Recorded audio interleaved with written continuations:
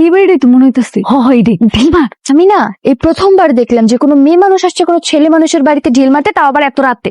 তুই এত বেশি কথা কস কেন? মানে যেই কারণে আনছি তুই হেটা কর। আর শোন, যতক্ষণ পর্যন্ত না বেরোবো ততক্ষণ পর্যন্ত ঢিল মারতেই থাকবি, বুঝছস?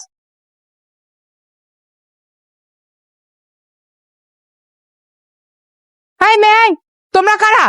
এইভাবে করে বাড়িতে ঢিল মারতেছো কেন? কি সমস্যা? আসসালামু আলাইকুম আন্টি। আপনি আমাদের চিনবেন না, আপনার ছেলের সাথে দেখা করতে আসছি। আমরা একটু ডাক দেন না। বুঝলাম না, তুমি কে? কোন এলাকার মেয়ে? বললাম তো আপনি আমাদের চিনবেন না, আমরা উত্তর পাড়ায় থাকি। আপনার ছেলে সিয়াম, উনি ঠিকই চিনবো, ওনার একটু ডাক দেন। তো খুব লাফাঙ্গা মেয়ে, একটা ছেলের বাড়িতে এসে টিনের চালে ঢিল মারতেছো, নাম ধরে ডাকতেছো।